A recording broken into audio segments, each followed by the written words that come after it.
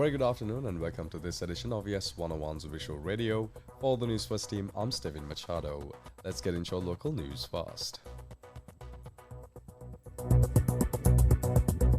The Ministry of Foreign Affairs reports that 4 Sri Lankans in Iran have left Iran and are returning to Sri Lanka on an Indian flight bound for New Delhi.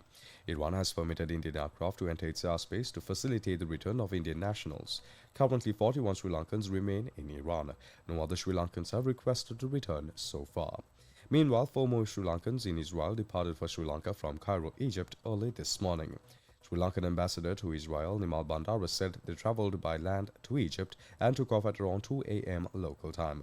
Preparations are underway for 3 additional Sri Lankans who have requested for return.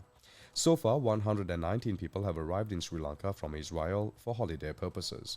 Additionally, 10 Sri Lankans who were stranded in Dubai and Abu Dhabi airports have also reached Sri Lanka. The ambassador confirmed assistance will be provided to extend their entry visas.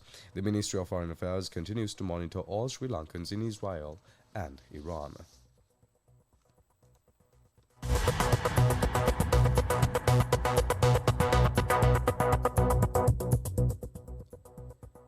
Moving on, the Export Development Board has stated that the ongoing Israel-Iran conflict has a negligible impact on Sri Lanka's export process. Chairman Mangala Vijay Singha assured exporters that they should not be discouraged by the situation in those countries.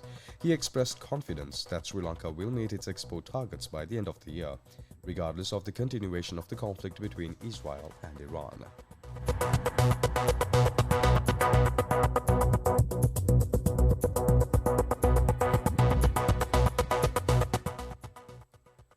Several ministries have launched joint reforms to improve access to government services for Sri Lankans living abroad and to fully digitize services at foreign missions. The Ministry of Foreign Affairs, Foreign Employment, Tourism and Digital Economy will collaborate to implement these changes. He added that the reforms aim to facilitate smooth, safe and efficient process for services such as passports renewals and compensation payments.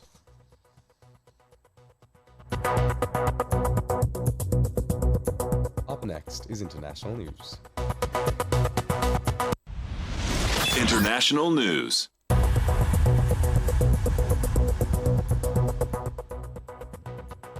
In a statement, Iran's foreign ministry condemned what it described as brutal military aggression by the United States targeting the country's peaceful nuclear sites, adding that the U.S. actions were a grave and unprecedented violation of the UN Charter and international law.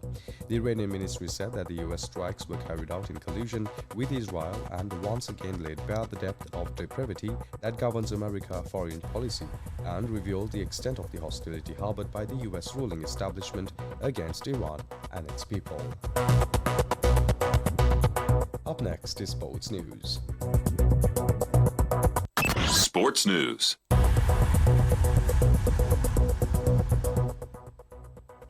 River Plate coach Marcelo Gallardo is confident he can still field a team capable of defeating Inter Milan in his side's final Group E game at the Club World Cup despite losing several players due to suspension. Gallardo saw Kevin Castano sent off in the latter stage of the Saturday's 0-0 draw at Rose Bowl with Monterrey, while yellow cards for Enzo Perez and Giuliano meant that the pair will also miss the meeting with the Italians on Wednesday in Seattle.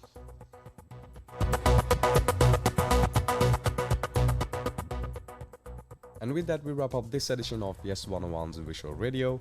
For the News First team, I'm Steven Machado. Thank you for watching.